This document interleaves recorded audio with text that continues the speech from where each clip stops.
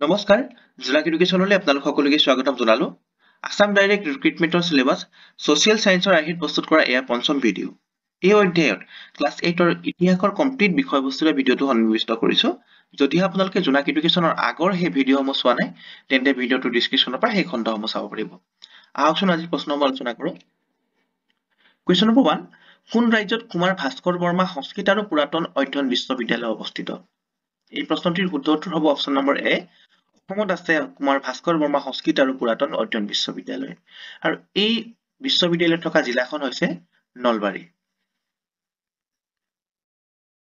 Question number 2 Bakhtiyar খিলিজে Kamrup আক্ৰমণ কৰাৰ সময়ত কামৰূপৰ ৰজা কোন আছিলে বক্তিয়াৰ খিলিজে যেতিয়া কামৰূপ আক্ৰমণ কৰিছিলে সেই সময়ত আমাৰ কামৰূপৰ ৰজা আছিলে পৃথু গতিকে আমাৰ শুদ্ধ উত্তৰ হ'ব অপশ্যন নম্বৰ এ কুৱেশ্যন নম্বৰ 3 কোন চনত আহোমসকল অসমলৈ আহিছিল আহোমসকল চুকাফাৰ নেতৃত্বত অহা এটা বৃহৎ দল আছিলে আৰু এই চুকাফাই 1228 খ্ৰীষ্টাব্দত পাটকাই গিৰিপথেদি অসমত প্ৰৱেশ কৰিছিলে আৰু সেয়ে হ'ব অপশ্যন নম্বৰ ডি টো শুদ্ধ উত্তৰ আৰু এই চুকাফা হৈছে আহোমসকলৰ প্ৰথম ৰজা আৰু তেখেতৰ মৃত্যু হৈছিলে 1268 চনত কুৱেশ্যন নম্বৰ 4 আহোমসকলৰ প্ৰথম ৰাজধানীৰ নাম কি আহোমসকলৰ প্ৰথম ৰাজধানীৰ নাম হৈছে চৰাইদেউ অপশ্যন নম্বৰ এ শুদ্ধ হ'ব আৰু এই চৰাইদেউ ৰাজধানী সাধাৰণতে চুকাফাই প্ৰতিষ্ঠা কৰিছিলে এতিয়া আমি এইখিনিতে অন্য এটা প্ৰশ্ন জানি লওঁ আহোমসকলৰ বিষয়ে সেইটো হৈছে আহোমসকলৰ পূজনীয় দেৱতাজনৰ নাম কি আহোমসকলৰ পূজনীয় দেৱতাজনৰ নাম হৈছে অপশ্যন নম্বৰ বি চুমদেউক পূজা কৰে আৰু যদিহে প্ৰশ্নটো সোধে যে আহোমসকলৰ কোন বংশৰ লগত জড়িত তেতিয়াহ'লে আমাৰ শুদ্ধ উত্তৰ হ'ব অপশ্যন নম্বৰ এ লেংডন বুলি কোৱা হয় কুৱেশ্যন নম্বৰ 6 কোন আহোম শাসকে তেওঁৰ ৰাজধানী স্বৰ্গোৱালৈ হস্তান্তৰ কৰিছিল আহোমসকলৰ প্ৰথম ৰাজধানী আছিলে চৰাইদেউ আৰু এই চৰাইদেউৰ পৰা স্বৰ্গোৱালৈ কোনে সাধাৰণতে ৰাজধানী মানে শিফ্ট কৰিছিলে গতিকে এই প্ৰশ্নটোৰ শুদ্ধ উত্তৰ হ'ব অপশ্যন নম্বৰ বি চুডাংফা আৰু এই চুডাংফাই হৈছে সাধাৰণতে তেওঁৰ ৰাজধানীটো স্বৰ্গোৱালৈ হস্তান্তৰ কৰিছিল এইখিনিতে আমি চুডাংফাৰ অন্য এটা নামৰ কথা জানো চুডাংফাক অন্য এটা নাম হৈছে বামুণী কোঁৱৰ বুলিও জনা যায় গতিকে এইটো আপোনালোকে মনত থোৱাটো জৰুৰী এইখিনিতে আমি আহোমসকলৰ যিবিলাক ৰাজধানী আছিলে অৰ্থাৎ কোনে ৰাজধানীসমূহ কলৈ হস্তান্তৰ কৰিছিলে তাৰ বিষয়ে জানি লওঁ আহক স্বৰ্গদেউ চুকাফাই প্ৰথমে ৰাজধানী স্থাপন কৰিছিল চৰাইদেউ আৰু ইয়াৰ পৰৱৰ্তী পাছত স্বৰ্গদেউ চুডাংফাই বা বামুণী কোঁৱৰে স্বৰ্গোৱালৈ স্থাপন কৰিছিলে গতিকে আহোমসকলৰ দ্বিতীয় ৰাজধানী হ'ব স্বৰ্গোৱা তাৰ পিছতে স্বৰ্গদেউ চুহুংমুং বা অন্য নাম দিহিঙীয়া ৰজা তেখেতে ৰাজধানীটো বকতালৈ হস্তান্তৰ কৰিছিলে তাৰ পাছতে আহিলে শুক্লেংমুং সাধাৰণতে গড়গঞা ৰজা বুলিও জনা যায় আৰু তেখেতে গড়গাঁৱলৈ এই ৰাজধানী হস্তান্তৰ কৰাৰ বাবে তেখেতক গড়গঞা ৰজা হিচাপে নাম দিয়া হৈছিলে তাৰ পিছতে আহিছে ৰুদ্ৰসিংহ এইটো প্ৰশ্ন পৰীক্ষাত আহে যে ৰংপুৰত ৰাজধানী পতা আহোম ৰজাজনৰ নাম কি তেতিয়া আমাৰ ৰুদ্ৰসিংহ শুদ্ধ হ'ব ইয়াৰ পাছতে একেবাৰে আহোমৰ শেষটো ৰাজধানী হৈছে যোৰহাট আৰু এই যোৰহাটৰ ৰাজধানী পাতিছিলে আমাৰ স্বৰ্গদেউ গৰিহা সিংহই কুৱেশ্যন নম্বৰ 7 কোন আহোম ৰজাৰ শাসন কালত ফাৰচেংমুং বৰগোহাঁইৰ পত্নী মূলা গাভৰুৱে তুৰ্বকৰ বিৰুদ্ধে যুঁজ কৰিছিল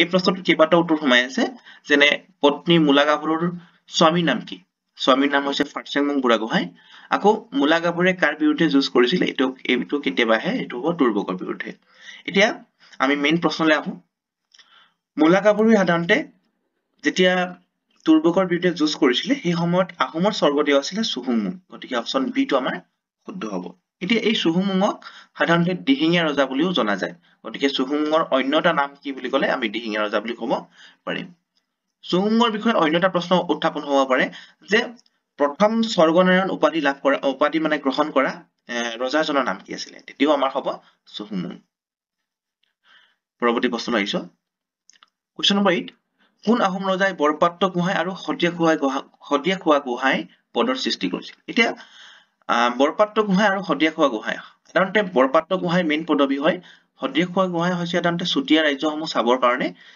নিয়োগ কৰা এজন বিষয়া ফ্ৰণ্টিয়াৰ অফিচাৰ বুলি কোৱা হয় গতিকে আমি যদি চাওঁ বৰপাত্ৰ গোহাঁই আৰু শদিয়া খোৱা গোহাঁই এই দুটা পদ অপশ্যন নম্বৰ বি স্বৰ্গদেউ চুহুংমুঙে সৃষ্টি কৰিছিলে গতিকে শুদ্ধ উত্তৰ আমাৰ অপশ্যন নম্বৰ বি হ'ব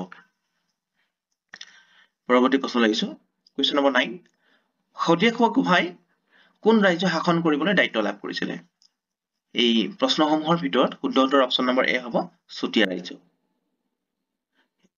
সেই সময়ত চুতীয়া ৰাজ্য সাধাৰণতে শদিয়াত আছিলে আৰু সেইকাৰণে শদিয়া খোৱাই গোহাঁই বুলি কোৱা হৈছিলে। কুৱেশ্যন নম্বৰ 10, কোন চনত গিলাধাৰী ঘাটৰ সন্ধি স্বাক্ষৰিত হৈছিল? এতিয়া আমি গিলাধাৰী ঘাটৰ সন্ধিৰ বিষয়ে জানি লওঁ আহক। গিলাধাৰী ঘাটৰ সন্ধি সাধাৰণতে জয়ধ্বজ সিংহ আৰু মিৰ্জুমলাৰ মাজত হৈছিলে। আহোম ৰজা জয়ধ্বজ সিংহই এই মিৰ্জুমলাক যুদ্ধত যেতিয়া হাৰিছিলে, মিৰ্জুমলাই অসম আক্ৰমণ কৰোঁতে তেখেত পলাই গৈছিলে গড়গাঁৱলৈ, আৰু এই পলাই যাওঁতে সাধাৰণতে জয়ধ্বজ সিংহই মিৰ্জুমলাক বহুতো বস্তু দিব লগা হৈছিলে। তাৰ ভিতৰতে তেখেতৰ নিজৰ জীয়ৰী ৰমণী গাভৰুকো তেখেতৰ হাতলৈ মোগলৰ হেৰেমনে পঠাব লগা হৈছিলে। গতিকে এইটোৱে হৈছে গিলাধাৰী ঘাটৰ সন্ধি, আৰু এই গিলাধাৰী ঘাটৰ সন্ধি স্বাক্ষৰিত হৈছিলে অপশ্যন নম্বৰ এ হ'ব 1663 চনত। কুৱেশ্যন নম্বৰ 11, আহোম আৰু মোগলৰ শেষৰ যুদ্ধখন হ'ল, আহোমসকলৰ আৰু মোগলৰ একেবাৰে শেষৰ যুদ্ধখন হৈছে অপশ্যন নম্বৰ এ শুদ্ধ হ'ব ইটাখুলি ৰণ। আৰু এই ইটাখুলি ৰণৰ সময়ত আহোমৰ স্বৰ্গদেউ আছিলে গদাধৰ সিংহ, আৰু শেষ যুদ্ধখন হৈছিলে 1682 চনত। কুৱেশ্যন নম্বৰ 12, শৰাইঘাটৰ যুদ্ধ কেতিয়া হৈছিল? শৰাইঘাটৰ যুদ্ধ সাধাৰণতে হৈছিলে 1671, গতিকে অপশ্যন নম্বৰ এ শুদ্ধ হ'ব। আৰু এই শৰাইঘাটৰ যুদ্ধৰ সময়ত আহোমৰ ৰজা আছিলে স্বৰ্গদেউ উদয়াদিত্য সিংহ, আৰু আহোমৰ হৈ নেতৃত্ব লৈছিলে লাচিত বৰফুকনে নেতৃত্ব লৈছিলে, আৰু মোগল সাম্ৰাজ্যৰ যি নেতৃত্ব লৈছিলে ৰাজা দামচিঙে। পৰৱৰ্তী প্ৰশ্ন আহিছো, কুৱেশ্যন নম্বৰ 13, কোনজন আহোম ৰজাই বংগৰ আক্ৰমণ কৰাৰ যোজা চলাইছিল? এজন আমাৰ আহোম ৰজা আছিলে যি বংগ ৰাজ্য আক্ৰমণ কৰাৰ এটা প্লানিং কৰিছিলে, কিন্তু সফল হোৱা নাছিলে বাৰু। গতিকে আমাৰ অপশ্যন নম্বৰ এ হ'ব ৰুদ্ৰসিংহই এই প্লানিংটো কৰিছিলে। কুৱেশ্যন নম্বৰ 14, কোন চনত ইয়াণ্ডাবু সন্ধি স্বাক্ষৰিত হৈছিল? ইয়াণ্ডাবু সন্ধি স্বাক্ষৰিত হোৱাৰ পাছৰে পৰাই সাধাৰণতে যি আমাৰ আহোম ৰাজ্যবিলাক গোটেইবিলাক ৰাজ্যখন সাধাৰণতে ব্ৰিটিছৰ শাসনলৈ গৈছিল। গতিকে সেই চনটো হৈছে অপশ্যন নম্বৰ বি শুদ্ধ হ'ব 1826ত স্বাক্ষৰিত হৈছিলে, আৰু কেতিয়াবা তাৰিখটো সোধে, তাৰিখটো হ'ব 24 ফেব্ৰুৱাৰী। গতিকে ইয়াণ্ডাবু সন্ধি স্বাক্ষৰিত হোৱা তাৰিখটো হৈছে 26 ফেব্ৰুৱাৰী 1826।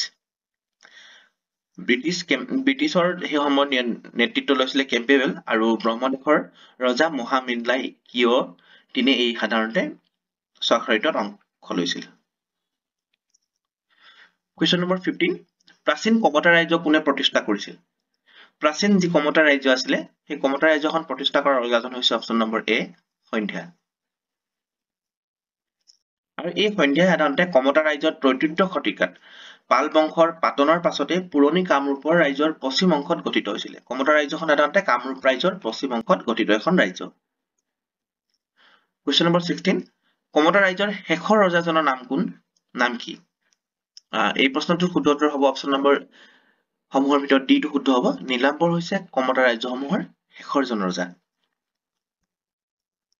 আৰু এই নীলাম্বৰক সাধাৰণতে আলাউদ্দিন হুছেইন শ্বাহে নীলাম্বৰক পৰাস্ত কৰিছিলে, আৰু সেই পৰাস্ত কৰা চনটো হৈছে 1498ত। কুৱেশ্যন নম্বৰ 17, কোচ ৰাজ্যৰ প্ৰতিষ্ঠাপক কোন? কোচ ৰাজ্যৰ প্ৰতিষ্ঠাপক হৈছে অপশ্যন নম্বৰ ডি বিশ্বসিংহ, আৰু এই বিশ্বসিংহৰ পিতৃৰ নাম আছিলে হাৰিয়া মণ্ডল। কুৱেশ্যন নম্বৰ 18, কোনজন কোচ ৰজাই আহোম ৰাজ্যৰ ৰাজধানী গড়গাঁও দখল কৰিছিল? আহোম ৰাজ্যৰ ৰাজধানী গড়গাঁও দখল কৰা ৰজাজন হৈছে কোচ ৰজাজন হৈছে অপশ্যনসমূহৰ ভিতৰত এ নম্বৰ শুদ্ধ হ'ব নৰনাৰায়ণ। আৰু নৰনাৰায়ণে সাধাৰণতে তেখেতৰ ভাতৃ চিলাৰায় অৰ্থাৎ শুক্লধ্বজ বুলিও কয়।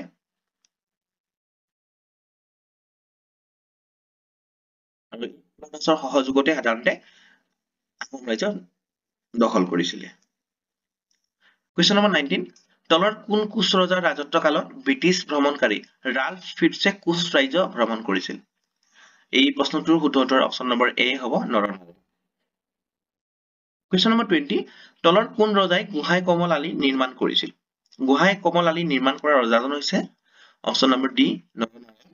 নৰনাৰায়ণৰ ভাতৃ হৈছে গোহাঁই কমল, আৰু তেখেতৰ স্মৃতিতে সাধাৰণতে এই ৰাস্তাটো নিৰ্মাণ কৰা হৈছিলে। কোচ ৰাজ্যৰ ৰাজধানী কোচবিহাৰৰ পৰা অসমৰ লখিমপুৰ জিলা নাৰায়ণপুৰক সংযোগ কৰাই হৈছে এই গোহাঁই কমল আলিটোৰ দৈৰ্ঘ্য, আৰু ই সাধাৰণতে 1547ত ই সম্পূৰ্ণ হৈ উঠিছিলে। কুৱেশ্যন নম্বৰ 21, চুতীয়াসকলৰ প্ৰথম ৰজাজনৰ নাম কি? চুতীয়াসকলৰ প্ৰথম ৰজাজনৰ নাম হৈছে অপশ্যন নম্বৰ চি বিৰিপাল। আৰু এই চুতীয়াসকলৰ একেবাৰে অন্তিমজন ৰজাৰ নাম হৈছে নীতিপাল বা নিত্যপাল বুলিও লিখে কেতিয়াবা। কুৱেশ্যন নম্বৰ 22, তলৰ কোন ঠাইখন চুতীয়াসকলৰ প্ৰথম ৰাজধানী নহয়? ৰাজধানী নহয় গৈছে, প্ৰথম কোৱা নাই। মানে এই অপশ্যনসমূহ যদি চাওঁ আমি, চুতীয়াসকলৰ ৰাজধানীসমূহ যদি চাওঁ, স্বৰ্ণগিৰি। এই স্বৰ্ণগিৰি হৈছে ইতিহাসত চুতীয়াসকলৰ প্ৰথম ৰাজধানী। আৰু গতিকে এইটো চুতীয়া ৰাজধানী হয়। ৰত্নপুৰো হয়, ৰতনপুৰ বা ৰত্নপুৰ কোৱা হয়। তাৰপিছতে শদিয়াও হয়। কিন্তু বেংমৰা, এই সাধাৰণতে বেংমৰাটো সৈতে বৰ্তমানৰ নাম হৈছে তিনিচুকীয়া। আৰু এইটো সাধাৰণতে মটক ৰাজ্যৰহে ৰাজধানী আছিলে। গতিকে বেংমৰাটো চুতীয়াসকলৰ ৰাজধানী নহয়। আমাৰ শুদ্ধ উত্তৰ অপশ্যন ডি টো হ'ব। কুৱেশ্যন নম্বৰ 23, মহাপুৰুষ শ্ৰীমন্ত শংকৰদেৱৰ বংশটো হ'ল, মহাপুৰুষ শ্ৰীমন্ত শংকৰদেৱ সাধাৰণতে অপশ্যনসমূহৰ ভিতৰত এইটো শুদ্ধ হ'ব, সঞ্জীৱৰ বংশৰ বুলি কোৱা হয়। কুৱেশ্যন নম্বৰ 24, তলৰ কোন ঠাইত কছাৰীসকলৰ প্ৰথম ৰাজধানী আছিল? কছাৰীসকলে তেখেতৰ প্ৰথম ৰাজধানী আছিলে অপশ্যন নম্বৰসমূহৰ ভিতৰত এ শুদ্ধ হ'ব, ডিমাপুৰ। কুৱেশ্যন নম্বৰ 25, আহোমসকলৰ ৰজাৰ সমসাময়িক কছাৰী ৰজাজনৰ নাম কি? আহোম ৰজাই সাধাৰণতে ইয়াত ৰুদ্ৰসিংহ হ'ব লাগিছিলে। আৰু এই ৰুদ্ৰসিংহ, আহোম ৰজাৰ সমসাময়িক ৰুদ্ৰসিংহ থাকি গৈছিলে। আপোনালোকে লিখি ল'ব এইটো। ৰুদ্ৰসিংহৰ সমসাময়িক ৰজাজন হৈছে option number D, Tamradhwaj. Question number 26, কছাৰীসকলৰ শেষৰজন ৰজাৰ নাম কি? কছাৰীসকলৰ একেবাৰে অন্তিমজন ৰজাৰ নাম আছিলে গোবিন্দ চন্দ্ৰ। গতিকে চি আমাৰ শুদ্ধ হ'ব। কুৱেশ্যন নম্বৰ 27, বুঢ়াগোহাঁই আৰু বৰগোহাঁই এই পদবী দুটা কোনজন ৰজাই সৃষ্টি কৰিছিল?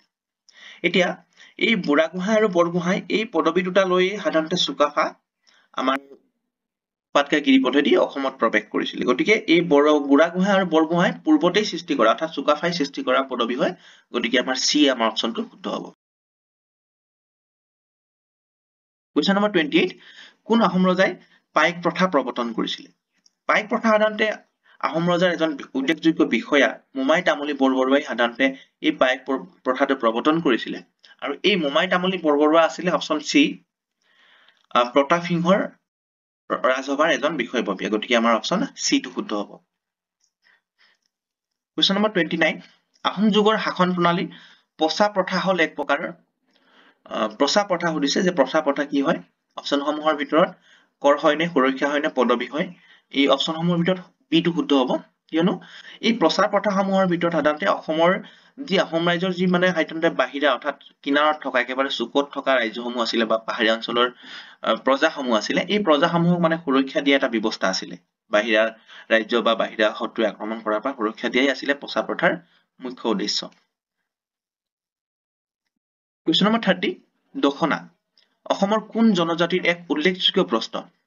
আমি সকলোৱে জানো অপশ্যন নম্বৰ এ হ'ব, বড়োসকলৰ এক উল্লেখযোগ্য বস্ত্ৰ। কুৱেশ্যন নম্বৰ 31, সুকুমাৰ বৰকাইতে কোন আহোম ৰজাৰ শাসন কালত হস্তীৰ বিদ্যানৱ পুথিখন লিখিছিল? এই প্ৰশ্ন দুটা সোমাই আছে যে হস্তীৰ বিদ্যানৱ পুথিখন কোনে লিখিছিলে? তেতিয়া হ'ব সাধাৰণতে সুকুমাৰ বৰকাইত। আৰু এই হস্তি বিদ্যানৱ পুথিখন সাধাৰণতে হস্তি অৰ্থাৎ হাতীৰ চিকিৎসাৰ সম্বন্ধে ইয়াত উল্লেখ আছে।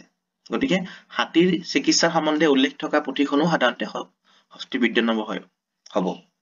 গতিকে এই পুথিখন সাধাৰণতে অপশ্যন নম্বৰ চি, শিৱসিংহ ৰাজত্ব কালতে লিখা হৈছিলে। কিন্তু প্ৰশ্ন কেতিয়াবা শিৱসিংহ নাহি ৰাণী অম্বিকাও আহিব পাৰে, তেতিয়াও শুদ্ধ হ'ব। কিয়নো শিৱসিংহ ৰাণী অম্বিকায়ো সাধাৰণতে এই ৰাজত্ব কৰিছিলে বুলি কোৱা হয়। যিহেতু শিৱসিংহৰ ছত্ৰভংগ যুগ আহিছিলে, গতিকে সেই সময়ত সাধাৰণতে ৰজাৰ আসনটো কোনে লৈছিলে? ৰাণী অম্বিকাই লৈছিলে আৰু ফুলেশ্বৰীও লৈছিলে। গতিকে দুগৰাকী ৰাণী আছিলে, ফুলেশ্বৰী আৰু অম্বিকা, কিন্তু অম্বিকা হৈছে ছেকেণ্ড ৰাণী।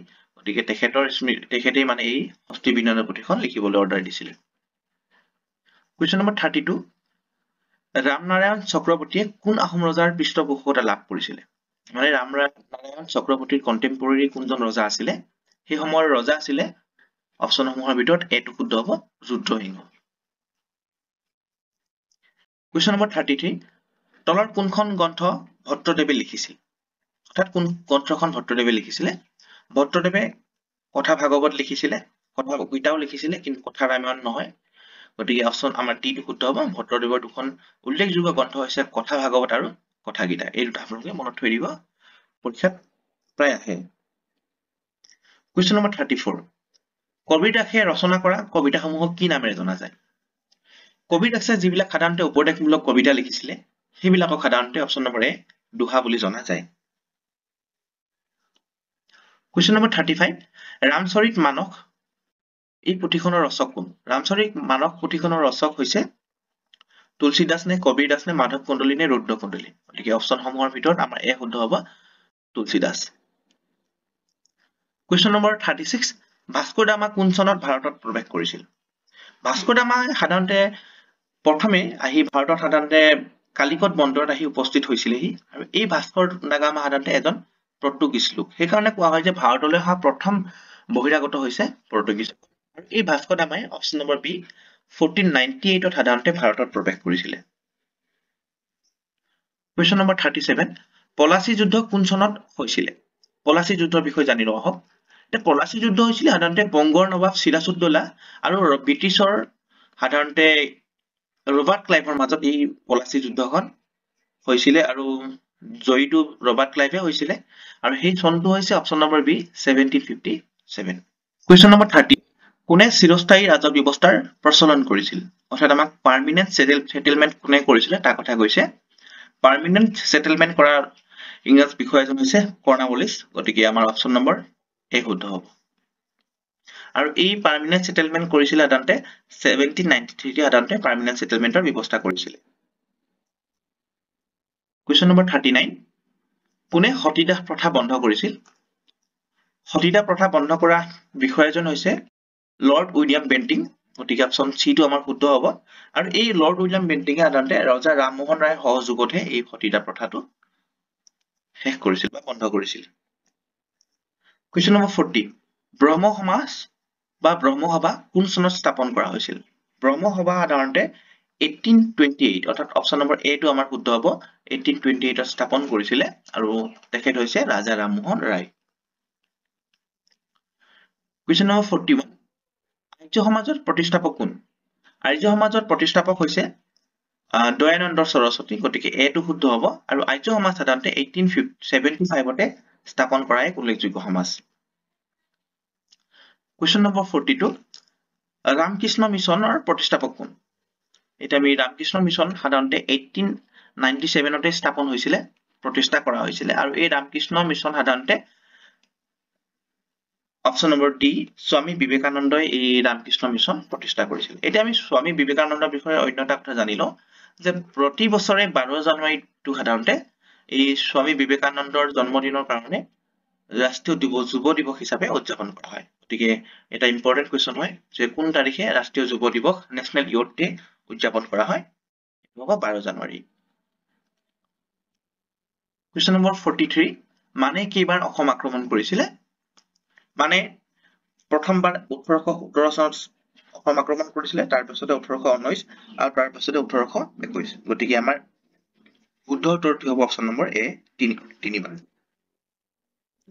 কুৱেশ্যন নম্বৰ 44 কোন চনত সিপাহী বিদ্ৰোহৰ হৈছিল সিপাহী বিদ্ৰোহৰ কেইটামান কথা আমি জানি লওঁ এই সিপাহী বিদ্ৰোহে হৈছে ভাৰতৰ প্ৰথম স্বাধীনতা আন্দোলন আৰু সিপাহী বিদ্ৰোহৰ প্ৰথম শ্বহীদ আছিল মংগল পাণ্ডে সিপাহী বিদ্ৰোহৰ অসমৰ নেতৃত্ব লৈছিল মণিৰাম দেৱানে আৰু মণিৰাম দেৱানক পৰৱৰ্তী সময়ত 1858 ৰ 28 ফেব্ৰুৱাৰীত যোৰহাটৰ কেন্দ্ৰীয় কাৰাগাৰত তেখেতক ফাঁচি দিয়া হৈছিল গতিকে যেহেতু সিপাহী বিদ্ৰোহৰ কথা আছে গতিকে অপশ্যন নম্বৰ বি টো আমাৰ শুদ্ধ হ'ব 1857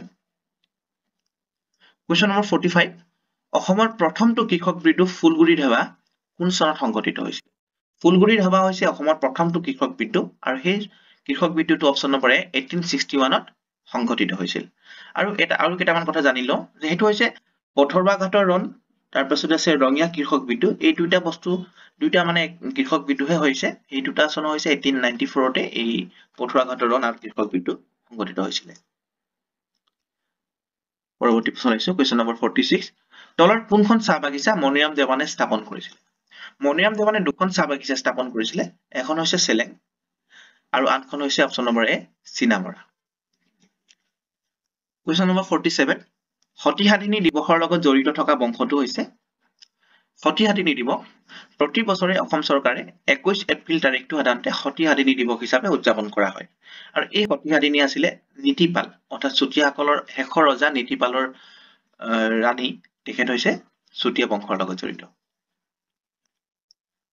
Question number 48 কোন চনত ৰেগুলেটিং এক্ট প্ৰণয়ন কৰা হৈছিল ৰেগুলেটিং এক্টটো সাধাৰণতে অপচন নম্বৰ এ 1773 প্ৰণয়ন কৰা হৈছিল